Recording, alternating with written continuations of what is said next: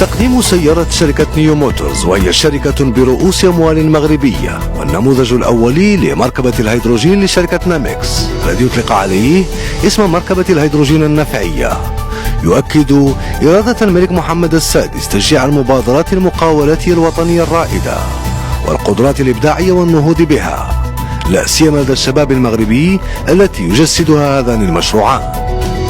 وتنسجم هاتان المبادرتان الصناعيتان تمام الانسجام مع التعليمات الملكية السامية الرامية إلى توجيه القطاع الخاص نحو الاستثمار المنتج، خاصة القطاعات المتطورة والمستقبلية، وتحفيز انبثاق جيل جديد من المقاولات في المملكة.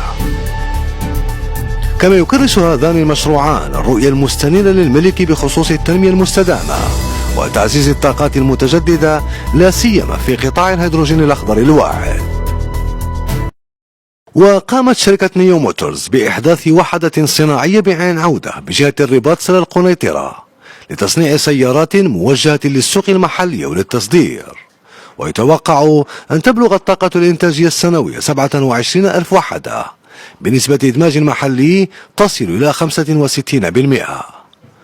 ويتوقع أيضا أن يبلغ الاستثمار الإجمالي في هذا المشروع 156 مليون درهم، مع إمكانية إحداث 580 منصب شغل. وكانت الوكالة الوطنية للسلامة الطرقية قد منحت في فبراير من العام الجاري المصادقة النهائية للمركبة الأولى، وتشرف على هذا المشروع الذي يعد إذانا بميلاد أول علامة سيارات المغرب للعموم كفاءة وطنية، ويعتمد خصوصا على منظومة محلية لتجهيز السيارات تطورها المملكة.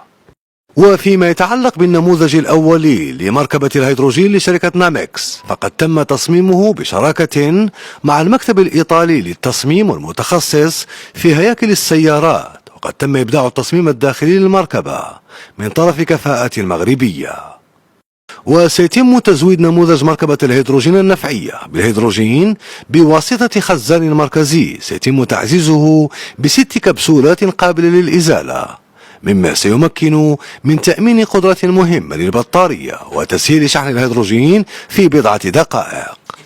وبهذا المشروع يتموقع المغرب في الريادة الدينامية المتجددة على المستوى العالمي الرامية إلى تطوير أشكال جديدة للنقل تجمع بين النجاعة واحترام البيئة. إثر ذلك وشح الملك محمد السادس نسيم بالخياط المؤسس المدير لشركة نيو موتورز، وفوزي نجاح المؤسس المدير لشركة نامكس، بوسام الكفاءة الفكرية.